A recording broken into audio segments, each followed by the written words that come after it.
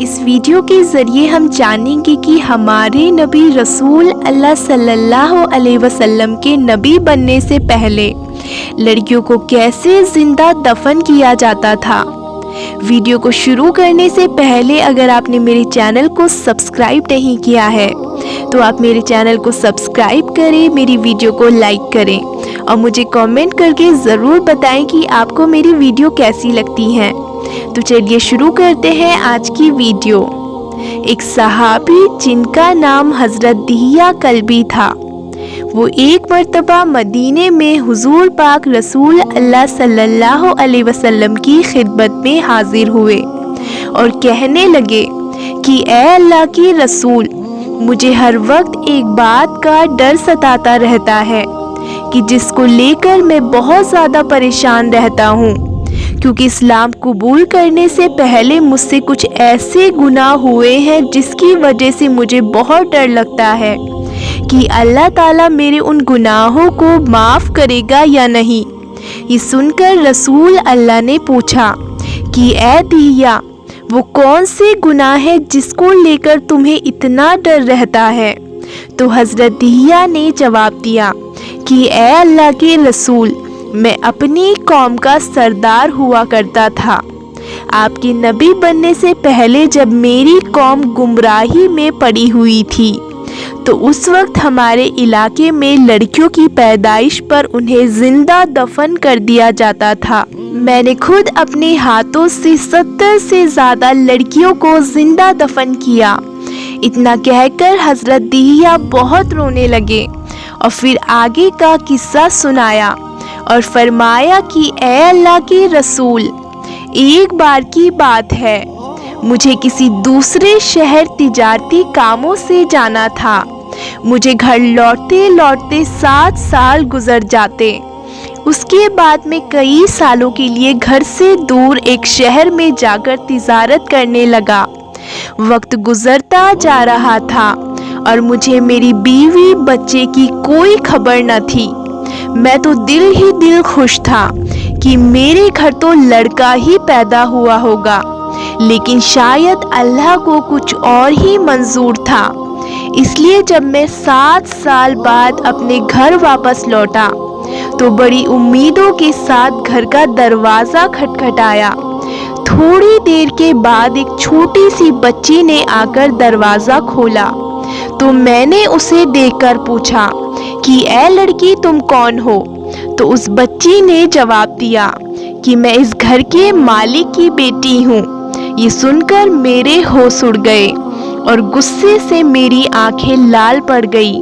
میں نے اس بچی سے کہا کہ اگر تم اس گھر کے مالک کی بیٹی ہو، میں اس گھر کا مالک ہوں۔ جیسے ہی میں نے یہ بات کہی تو وہ بچی خوش ہو کر میرے پاس آئی اور کہنے لگی کہ ابا جان، آپ مجھے چھوڑ کر کہاں چلے گئے تھے؟ میں تو ہر روز آپ کو یاد کرتی ہوں۔ اس لڑکی کی باتیں سن کر میں اندر ہی اندر غصے کی آگ میں جل رہا تھا۔ پھر میں نے اس لڑکی کو دھکا دیا اور وہ دور جا کر گر گئی۔ میں غصے میں گھر کے اندر آیا اور اپنی بیوی سے پوچھنے لگا کہ آخر یہ بچی کس کی ہے؟ میرا یہ سوال سن کر میری بیوی رونے لگی۔ بہت دیر کے بعد میری بیوی نے روتے ہوئے جواب دیا کہ اے دہیہ، یہ تمہاری ہی بچی ہے۔ تمہارے جانے کے بعد ہمارے گھر میں اس بچی کی پیدائش ہوئی۔ دیکھو نا، یہ کتنی پیاری ہے۔ حضرت دہیہ حضور پاک کو یہ قصہ سناتے جا رہے تھے اور روتے جا رہے تھے۔ حضرت دہیہ نے کہا کہ یا رسول اللہ، حقیقت میں میری بیٹی بہت خوبصورت اور پیاری تھی۔ میرا دل کر رہا تھا کہ میں اسے اپنے سینے سے لگا کر پیار کروں، لیکن اگلے ہی پل مجھے خیال آیا، اگر میں نے ایسا کیا اور اپنی بچی کو گھر میں ہی رکھ لیا تو قبیلے والے طعنہ دیں گے کہ اے دہیہ، تم تو ہمارے قبیلے کے سردار ہو اور آج تک تم دوسروں کی لڑکیوں کو دفن کرتے آئے ہو۔ جب اپنی لڑکی کی باری آئی تو تم محبت دکھانے لگے۔ یہ کیسا انصاف ہے؟ اے اللہ کے رسول، اس وقت میں فیصلے کے 2 راہیں پر کھڑا تھا۔ ایک طرف تو میرے اندر اپنی پیاری سی 6 سال کی بچی کے لیے محبت امڑ رہی تھی، تو دوسری طرف قبیلے والوں کے طعنوں کا ڈر تھا۔ اس لیے آخر میں نے فیصلہ کیا، اپنی اس بچی کو زندہ دفن کر دوں گا، جیسے کہ میرے قبیلے کا رواج ہے۔ پھر میں نے گھر کے ایک کونے سے کدال اٹھائی اور لڑکی کو گود میں لے کر باہر کی طرف جانے لگا، تو میری بیوی نے دوڑ کر میرے پیر پکڑ لیے اور روتے ہوئے کہنے لگی کہ میں تمہیں اللہ کا واسطہ دیتی ہوں، یہ تمہاری ہی تو بچی ہے، اسے مت مارو، یہ بہت معصوم ہے۔ اور جب سے تم اسے چھوڑ کر گئے ہو تو یہ ہر دن مجھ سے پوچھا کرتی ہے کہ امی جان میرے ابا کہاں ہیں اور وہ کب آئیں گے۔ ماں تو آخر ماں ہوتی ہے، وہ کیسے برداشت کر سکتی ہے کہ اس کی زندہ بچی کو دفن کر دیا جائے۔ میری بیوی میرا پیر پکڑ کر روتی جا رہی تھی، لیکن میں نے اس کی ایک نہ سنی اور آخر بیوی کو دھکا دے کر میں گھر سے باہر نکل گیا۔ میری بیٹی میری گود میں تھی اور دوسرے ہاتھ میں فاوڑا تھا۔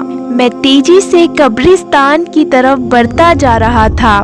اچانک میری بیٹی مجھ سے پوچھنے لگی کہ ابا جان، کیا آپ مجھے نانی کے گھر لے کر جا رہے ہیں؟ کیا آپ مجھے کھلونے دلانے لے جا رہے ہیں؟ میری بچی مجھ سے بار بار سوال کیے جا رہی تھی اور میں خاموش اس کا کوئی بھی جواب نہیں دے رہا تھا۔ آخر چلتے چلتے میں قبرستان میں پہنچا اور بچی کو ایک جگہ بٹھا کر پاس ہی گڈھا کھودنے لگا۔ دھوپ بہت تیز تھی، اس لیے گڈھا کھودتے ہوئے میرے پورے جسم سے پسینہ بہہ رہا تھا۔ میں تھک کر کبھی تھوڑی دیر کے لیے دور کھڑا ہو گیا اور پھر آ کر دوبارہ گڈھا کھودنے لگا۔ میری پیاری سی بچی پاس بیٹھی یہ سب کچھ دیکھ رہی تھی۔ اچانک وہ میرے پاس آئی اور کہنے لگی کہ ابا جان، آپ اتنی تیز دھوپ میں کام کیوں کر رہے ہو؟ چلو ہم لوگ گھر چلتے ہیں۔ اور پھر وہ بچی اپنے دوپٹے سے میرے چہرے پر لگے پسینے کو پوچھنے لگی اور میرے بالوں میں جو مٹی لگ گئی تھی اسے وہ اپنے معصوم ہاتھوں سے جھاڑنے لگی۔ میری بچی مجھ سے بار بار کہہ رہی تھی کہ ابا جان، آپ ایسی دھوپ میں محنت نہ کریں، مجھے آپ کو پریشان ہوتا دیکھ کر بالکل اچھا نہیں لگ رہا۔ میری اس معصوم بچی کو نہیں پتا تھا کہ میں ایک سخت دل باپ اس کے ساتھ کیا کرنے جا رہا ہوں۔ وہ تو بیچاری دل ہی دل خوش تھی کہ آج اتنے سالوں کے بعد اس کے والد دور شہر سے واپس آئے ہیں، لیکن میں اپنی بچی کو دیکھ کر خوش نہیں تھا۔ اس لیے کڑی دھوپ میں بھی میں تیزی سے گڈھا کھودتا جا رہا تھا۔ آخر جب میں نے وہ گڈھا پوری طرح کھود لیا تو اپنی بچی کو بہانے سے بلا کر اس گڈھے میں دھکا دے دیا۔ گڈھے میں گرتے ہی میری بچی زور زور سے رونے لگی اور کہنے لگی کہ ابا جان، یہ آپ میرے ساتھ کیا کر رہے ہیں؟ لیکن میں نے ایک بار بھی اس پر ترس نہ کھایا اور فاوڑے سے اس پر مٹی ڈالنے لگا۔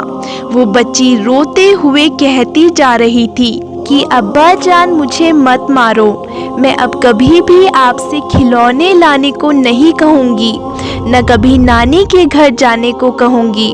میرے ابا، مجھے معاف کر دیجئے، میں آپ سے بہت محبت کرتی ہوں۔ اے اللہ کے رسول، اس وقت میری معصوم بچی اپنے چھوٹے چھوٹے ہاتھ میری طرف پھیلا کر مجھ سے رحم کی بھیک مانگ رہی تھی اور مجھ جیسے ظالم باپ کو ایک بار بھی اس پر ترس نہ آیا۔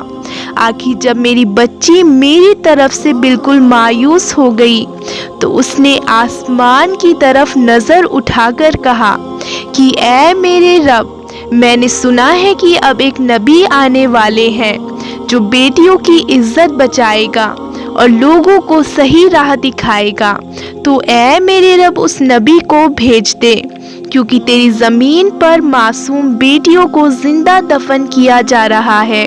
وہ صحابی فرماتے ہیں کہ اے اللہ کے رسول، मैं अपनी बच्ची के ऊपर मिट्टी डालता जा रहा था और आखिर मैंने उसे पूरी तरह ज़मीन में ज़िंदा दफन कर दिया। वो अंदर ही अंदर तड़प कर मर गई। ये वाक़या सुनाने के बाद वो सहाबी बहुत ज़्यादा रोने लगे और कहने लगे कि अल्लाह के रसूल, मेरे सर ये बहुत बड़ा ऐसा गुनाह है जो मुझे हर वक्त परेशान करता रहता है। क्या आखिर क़यामत में मेरा ये गुनाह माफ़ किया जाएगा या नहीं? हज़रत दिहिया की ज़ुबान से ये दर्दनाक वाक़या सुनकर हुज़ूर पाक रसूल अल्लाह सल्लल्लाहु अलैहि वसल्लम बहुत ज़्यादा रोए और फिर आपने उन सहाबी से फरमाया कि ए दिहिया, तुम अल्लाह से अपने इस गुनाह की तौबा करो, बेशक तुम्हारा रब बहुत माफ़ करने वाला है। इसी तरह एक छोटा सा वाक़या है जिसमें एक मशहूर सहाबी ने जहालियत के दौर में तकरीबन 360 से ज़्यादा बच्चियों को ज़िंदा दफन होने से बचाया था। वो सहाबी खुद अपना वाक़या सुनाते हुए फरमाते हैं कि एक बार मेरी 2 जवान ऊँटनियाँ कहीं खो गई तो मैं अपने एक कीमती ऊँट पर सवार होकर उन दोनों की तलाश में निकला। बहुत दूर जाकर मुझे एक सहरा में वो दोनों ऊँटनियाँ मिल गई तो मैं उन्हें लेकर वापस लौट रहा था कि मुझे एक जगह 2 घर बने नज़र आए। मैं पास गया तो वहाँ पर एक बूढ़े बाबा बैठे हुए थे। मैं उनसे बातें करने लगा। तभी सामने के घर से आवाज़ आई कि ए बूढ़े बाबा, आपके घर एक बच्चे की पैदाइश हुई है। तो उन बूढ़े बाबा ने पूछा, लड़का पैदा हुआ है या लड़की? तो जवाब मिला कि लड़की की पैदाइश हुई है। ये सुनते ही उन बूढ़े बाबा ने कहा कि लड़की को अभी फ़ौरन दफन कर दो, मुझे अपने घर लड़की नहीं चाहिए। बूढ़े बाबा की ऐसी बात सुनकर मैं हैरान रह गया और मैंने उनसे कहा कि ए बूढ़े बाबा, आप इस लड़की को दफन ना करें बल्कि मुझे दे दे, मैं उसकी अच्छी परवरिश करूँगा। ये सुनकर उस बूढ़े आदमी ने जवाब दिया कि तुम मुझे इसके बदले में क्या दोगे? तो मैंने कहा कि आप जो कुछ मांगोगे मैं वो सब कुछ देने के लिए तैयार हूँ। तो बूढ़े बाबा ने कहा कि ये अपने दोनों जवान ऊँटनियाँ और ऊँट मुझे दे दो और उसके बदले में इस बच्ची को लेकर जाओ। ये सुनकर मैंने बगैर सोचे समझे वो सारे ऊँट उनके हवाले कर दिए और उस बच्ची को लेकर खुशी खुशी अपने घर आ गया। फिर उसके बाद इस्लाम आने तक मैंने तकरीबन 360 से ज़्यादा बच्चियों को इसी तरह ज़िंदा दफन होने से बचाया और हर बच्ची के बदले मैंने 2 ऊँटनियाँ और एक जवान ऊँट दिया। एक बार उन सहाबी ने रसूल अल्लाह सल्लल्लाहु अलैहि वसल्लम से पूछा कि ए अल्लाह के रसूल, क्या मुझे मेरी इन नेकियों का कोई बदला मिलेगा? तो रसूल अल्लाह ने फरमाया कि तुम्हें उन नेकियों का पूरा अज्र दिया जाएगा। ये दोनों वाक़ियात ये प्रूफ करते हैं कि हमारे नबी रसूल अल्लाह सल्लल्लाहु अलैहि वसल्लम के दुनिया में नबी बनकर आने से पहले लोगों के क्या हालात थे। जैसे हिंदू धर्म में औरतों के लिए सती प्रथा थी, औरतों को उनके हस्बैंड की डेथ के बाद उन्हीं के साथ जिंदा जला दिया जाता था। इसी तरह अरबों की तहजीब में लड़कियों को जिंदा दफन कर दिया जाता था। रसूल अल्लाह सल्लल्लाहु अलैहि वसल्लम के नबी बनने से पहले औरतों की कोई भी इज्जत न थी। बाप के मरने पर बेटे अपनी माँ को ही बाजारों में जाकर बेच दिया करते थे। औरतों के साथ जानवरों जैसा सुलूक किया जाता था। हर महीने औरतों के ख़ास दिनों में उन्हें कोठरी में बंद कर दिया जाता था और उनके हाथों की छुई हुई चीज़ों को हराम समझा जाता था और उन्हें खाना भी पैरों से लात मारकर कोठरी के बाहर से दिया जाता था। जब रसूल अल्लाह सल्लल्लाहु अलैहि वसल्लम को इस दुनिया में नबी बनाकर भेजा गया तो आपने लोगों को औरतों की इज्जत करना सिखाया और फरमाया कि दुनिया में एक औरत ही है جس کے قدموں تلے اللہ نے جنت رکھ دی ہے، سبحان اللہ۔ رسول اللہ صلی اللہ علیہ وسلم نے لوگوں کو زندگی گزارنے کے طریقے سکھائے اور اندھیرے سے نکال کر لوگوں کو روشنی کی نئی راہ دکھائی، سبحان اللہ۔